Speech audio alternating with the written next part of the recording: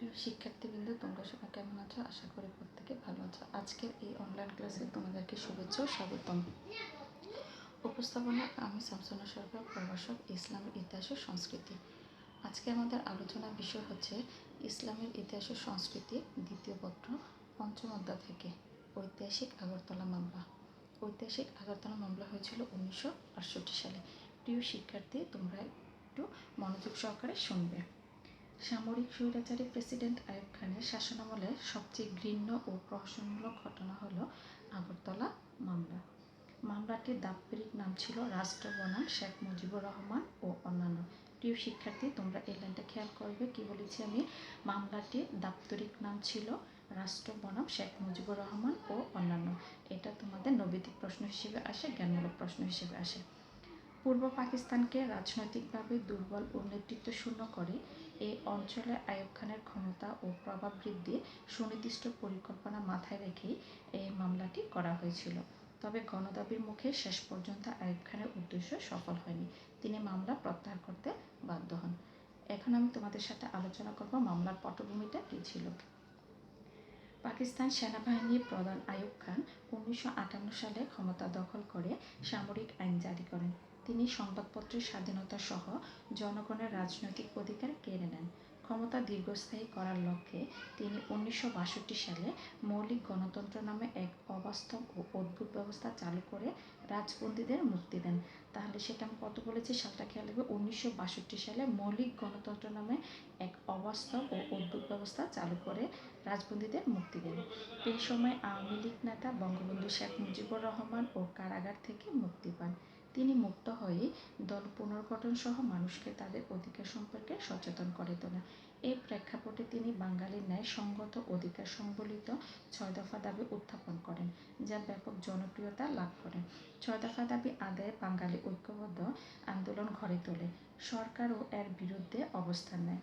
সরকারি দমন নিপীড়ন ও নির্যাতন সত্ত্বেও 6 দফা কর্মসূচিকে কেন্দ্র করে পূর্ব পাকিস্তানে ক্রমশ আন্দোলনের গতি বৃদ্ধি পেতে থাকে। এই পর্যায়ে 1966 সালের জুন মাসে রেডিও, টেলিভিশনে রবীন্দ্রসঙ্গীত প্রচার বন্ধ এবং হিন্দু সংস্কৃতি আখ্যা দিয়ে পহেলা বৈশাখ উদযাপনে বিধিনিষেধ আরোপ ও বাংলা ভাষা সংস্কার করে আরবি হরফে বাংলা লেখায় সরকারের উদ্যোগের প্রতিবাদে সারা পূর্ব পাকিস্তান প্রতিবাদমুখর হয়ে ওঠে। 6 দফা ভিত্তিক আন্দোলন তখন অনেকটাই গণ আন্দোলনে রূপান্তরিত হয়। এ পরিস্থিতিতে সরকার ভিন্ন কৌশল অগ্রসর হয়। বাঙালি জাতীয়তাবাদী আন্দোলন নস্যাতের উদ্দেশ্যে 1968 সালের 18 জানুয়ারি সরকার একটি রাষ্ট্রদ্রোহিতার মামলা করে। বঙ্গবন্ধু শেখ মুজিবুর রহমানকে প্রধান আসামি করে মোট 35 জন সামরিক ও বেসামরিক ব্যক্তিকে মামলায় আসামি করা হয়। তাহলে শিক্ষার্থী, আমি কী বলেছি? বঙ্গবন্ধু শেখ মুজিবুর রহমানকে প্রধান আসামি করে মোট 35 জন সামরিক ও বেসামরিক ব্যক্তিকে মামলায় আসামি করা হয়। এই মামলাটি আগরতলা মামলা নামে পরিচিত। তাহলে প্রিয় শিক্ষার্থী, তোমরা আগরতলা মামলা কি বুঝতে পেরেছ? এখন আমি যে 35 জনের বিরুদ্ধে যে অভিযোগনামাটা আনা হয়েছিল সেটা তোমাদের সাথে আলোচনা করব। মামলার অভিযোগে বলা হয় যে আসামিগণ ভারতের সহায়তায় সশস্ত্র অভ্যুত্থানের মাধ্যমে পাকিস্তান রাষ্ট্র থেকে পূর্ব পাকিস্তানকে বিচ্ছিন্ন করার জন্য আগরতলায় বসে ষড়যন্ত্র করেছিল। তারা কোথায় বসে ষড়যন্ত্র করেছিল? আগরতলায় বসে। এটা তোমরা খেয়াল রাখবে। উল্লেখ্য যে আগরতলা হচ্ছে ভারতের ত্রিপুরা রাজ্যের রাজধানী। আগরতলাটা কি? এটা তোমাদের নব্বই থেকে আসে। এটা হচ্ছে ভারতের একটা ত্রিপুরা রাজ্যের রাজধানী। অভ্যুত্থান সফল করার জন্য আসামিগণ ভারতের কাছ থেকে অর্থ ও অস্ত্র সংগ্রহ করেছিল বলেও অভিযোগপত্রে বলা হয়। ইতিমধ্যে জেলে থাকা বঙ্গবন্ধুকে এই মামলায় গ্রেপ্তার দেখানো হয়। মামলার অন্য আসামিদের অনেককে গ্রেপ্তার করা হয়। মামলার উদ্দেশ্য: আগরতলা মামলা দায়েরের পেছনে সরকারের বিভিন্ন উদ্দেশ্য ছিল, যেমন পূর্ব পাকিস্তান পরিচালিত 6 দফা ভিত্তিক গণ আন্দোলনকে নস্যাৎ করা, খ পাকিস্তান সেনাবাহিনীর উপর বাঙালি জাতির বিশ্বাসযোগ্যতা অক্ষুণ্ণ রাখা, গ পাকিস্তানের রাজনীতিতে বঙ্গবন্ধু শেখ মুজিবুর রহমানকে নিষ্ক্রিয় ও নির্মূল করা, ঘ পশ্চিমাদের সহানুভূতি অর্জনের লক্ষ্যে পূর্ব পশ্চিম পাকিস্তানের জনসাধারণের মধ্যে বিভেদ সৃষ্টি করা ও এই মামলার মাধ্যমে পূর্ব পাকিস্তানিদের রাজনৈতিক উত্থান প্রতিহত করা, এবং চাকুরিতে ন্যায্য প্রাপ্তি থেকে সামরিক ও বেসামরিক কর্মকর্তাদের বঞ্চিত করা। এখন আমরা জানব আগরতলা মামলার আসামি যে 35 জন ছিল। 35 জনের মধ্যে আমি কিছু বলবো, বাকিটা তোমরা বই থেকে পড়ে নেবে। 1968 সালের 18 জানুয়ারি আগরতলা মামলার অধীনে চূড়ান্তভাবে প্রণীত আসামিদের তালিকা: 1 হচ্ছে Bangabandhu Sheikh Mujibur Rahman, Faridpur. 2 lieutenant commander Moazzem Hossain, Barisal. 3 steward Mujibur Rahman, Madaripur. 4 প্রাক্তন LS Sultan Uddin Ahmed, Noakhali. 5 LS Nur Mohammad, Dhaka. 6 Ahmed Fazlur Rahman, CSP, Dhaka. 7 flight sergeant Mafizullah, Noakhali. 8 প্রাক্তন কর্পোরাল AC সামাদ, বরিশাল। 9 প্রাক্তন হাবিলদার দলিল উদ্দিন, বরিশাল। 10 রুহুল কুদ্দুস, CSP, খুলনা। প্রিয় শিক্ষার্থীরা, তোমরা বাকি আসামিগুলোর নামগুলো পাঠ্য বই থেকে পড়ে নেবে। বাঙালি জনগোষ্ঠী এবং রাজনৈতিক নেতৃত্বকে দমিয়ে রাখার এক ঘৃণ্য ষড়যন্ত্র ছিল আগরতলা মামলা। পূর্ব পাকিস্তানের ন্যায্য দাবি, স্বাধিকার ও আঞ্চলিক স্বায়ত্তশাসনকে উপেক্ষা এবং আওয়ামী লীগ ও বঙ্গবন্ধু শেখ মুজিবুর রহমানকে পাকিস্তানি শত্রু ভারতের চর হিসেবে প্রমাণ করতে আইয়ুব সরকার এই হীন চক্রান্ত করে। প্রিয় শিক্ষার্থীবৃন্দ, এখন আমি তোমাদের সাথে আলোচনা করব আগরতলা মামলার বিচার প্রক্রিয়া সম্পর্কে।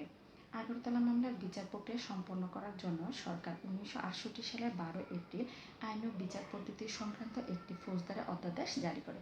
তাহলে ফৌজদারি অধ্যাদেশ জারি করেছিল কত সালে? 1968 সালের 12 এপ্রিল। এই অধ্যাদেশ অর্ডিন্যান্স নং 5/1968 অনুযায়ী বিচার কাজ পরিচালনার জন্য পাকিস্তানের সাবেক প্রধান বিচারপতি S.A. রহমানকে চেয়ারম্যান এবং বিচারপতি M.R. খান ও বিচারপতি মাকসুমুল হাকিমকে সদস্য করে 3 সদস্য বিশিষ্ট একটি বিশেষ ট্রাইব্যুনাল আদালত গঠন করা হয়। 19 জুন 1968 সালে ঢাকা ক্যান্টনমেন্ট দেশি বিদেশি প্রিন্ট ও ইলেকট্রনিক মিডিয়ার সংবাদকর্মীদের উপস্থিতিতে মামলার বিচার কাজ শুরু হয়। পাকিস্তানের সাবেক পররাষ্ট্রমন্ত্রী প্রখ্যাত পাঞ্জাবি আইনজীবী মঞ্জুর কাদের রাষ্ট্রপক্ষের প্রধান কৌঁসুলি হিসেবে দায়িত্ব পালন করেন। এই কাজে তাকে সহায়তা করার জন্য আরও বেশ কিছু আইনজীবী নিয়োগ করা হয়। অন্যদিকে আসামিপক্ষে মামলা পরিচালনার জন্য একটি ডিফেন্স কমিটি গঠন করা হয়। ইংল্যান্ডের রানীর আইন বিষয়ক উপদেষ্টা প্রখ্যাত ব্রিটিশ আইনজীবী টমাস উইলিয়াম এতে নেতৃত্ব দেন। এছাড়াও ডিফেন্স কমিটিতে অন্য আইনজীবীদের মধ্যে ছিলেন ডক্টর আলিম আল রাজি, মওদুদ আহমদ, আতাউর রহমান খান, আব্দুস সালাম খান, খান বাহাদুর ইসলাম, খান বাহাদুর নাজির উদ্দিন, জহিরুদ্দিন, জুলমত আলী খান ও মোল্লা জালালউদ্দিন প্রমুখ। 1969 সালের ফেব্রুয়ারি মাস পর্যন্ত মামলার শুনানি অব্যাহত থাকে। বঙ্গবন্ধু শেখ মুজিবুর রহমান সহ সকল আসামি লিখিত ও মৌখিক জবানবন্দির মাধ্যমে নিজেদের নির্দোষ দাবি করেন। বঙ্গবন্ধু তার বিরুদ্ধে আনীত অভিযোগ প্রত্যাখ্যান করে দৃঢ় কণ্ঠে বলেছিলেন যে পূর্ব বাংলার দাবি দেওয়া ধামাচাপা দেওয়ার উদ্দেশ্যে এই মামলা করা হয়েছে। মামলায় প্রায় 2.5 শতাধিক সাক্ষীর সাক্ষাৎকার গ্রহণ করা হয়। সরকারের জবরদস্তির কারণে অনেকেই সাক্ষী হয়, তবে আদালতে এসে মামলার সাক্ষীদের মিথ্যা বলার অনীহা এবং আসামিদের জোরালো প্রতিবাদের মুখে মামলার বিচার কার্যক্রম ক্রমশ শিথিল হয়ে পড়ে। এখন আমরা জানব মামলা প্রত্যাহার সম্পর্কে। আগরতলা মামলা পূর্ব পাকিস্তানের জনগণের মধ্যে তীব্র প্রতিক্রিয়া সৃষ্টি করে। মামলা আসামিদের মুক্তি ও মামলা প্রত্যাহারের দাবিতে রাজনৈতিক দল ও ছাত্র সংগঠন সমূহের পরিচালনায় যে আন্দোলন শুরু হয় তা আইয়ুব বিরোধী গণ আন্দোলনে রূপ নেয়। এ সময় পুলিশের গুলিতে ছাত্র নেতা আসাদুজ্জামান বন্দি অবস্থায় ঢাকা সেনানিবাসে আগরতলা মামলার অন্যতম আসামি সার্জেন্ট জহুরুল হক এবং রাজশাহী বিশ্ববিদ্যালয়ের প্রক্টর ডক্টর শামসুজ্জোহা নিহত হলে আন্দোলন গণঅভ্যুত্থানের রূপ নেয়। অবশেষে তীব্র আন্দোলনের মুখে সরকার 1969 সালে 21 ফেব্রুয়ারি আগরতলা মামলা প্রত্যাহার করতে বাধ্য হয়। মামলার প্রধান আসামি বঙ্গবন্ধু শেখ মুজিবুর রহমান সহ গ্রেপ্তারকৃতদের নিঃশর্ত মুক্তি দেওয়া হয়। এভাবে আগরতলা মামলা একটি প্রহসনের মামলায় পরিণত হয়। প্রিয় শিক্ষার্থী, তাহলে তোমরা মামলা প্রত্যাহারের কারণটা বুঝতে পেরেছো। এখন আমি তোমাদের সাথে আলোচনা করব মামলার ফলাফল ও গুরুত্ব। বাংলাদেশের স্বাধীনতা সংগ্রামের ইতিহাসে আগরতলা মামলার ভূমিকা তাৎপর্যপূর্ণ। বাঙালির দৃঢ় ও ঐক্যবদ্ধ প্রতিবাদের মুখে এই মামলার পিছনে পাকিস্তান সরকারের অসৎ উদ্দেশ্য ব্যর্থতা পর্যবেসিত হয়। এই মামলা প্রত্যাহারের মধ্যে দিয়ে আইয়ুব সরকারের দুর্বলতা প্রমাণিত হয়। এমনকি গণ আন্দোলনের মুখে আইয়ুব খানের ক্ষমতা থেকে বাদ দেন। এটি ছিল বাঙালিদের জন্য এক বিরাট বিজয়। 1969 সালে 22 ফেব্রুয়ারি কারাগার থেকে মুক্তি লাভকারী বঙ্গবন্ধু শেখ মুজিবুর রহমানকে 23 ফেব্রুয়ারি রেসকোর্স ময়দানে এক বিশাল গণসংবর্ধনা দেওয়া হয় এবং এদিন ছাত্র জনতার ঐতিহাসিক জনসভা ডাকসুর তদানীন্তন ভিপি তুফাইল আহমেদ তাকে বঙ্গবন্ধু উপাধিতে ভূষিত করেন। তাহলে প্রিয় শিক্ষার্থী, তোমরা মামলার ফলাফলের গুরুত্ব বুঝতে পেরেছো। এই আগরতলা মামলা তোমাদের জন্য খুবই গুরুত্বপূর্ণ। তোমরা এটা বই থেকে ভালো করে শিখে নেবে। তাহলে আজকের ক্লাস আমি এখানে শেষ করছি। প্রিয় শিক্ষার্থী, তোমরা ভালো থাকো, সুস্থ থাকো। আল্লাহ হাফিজ।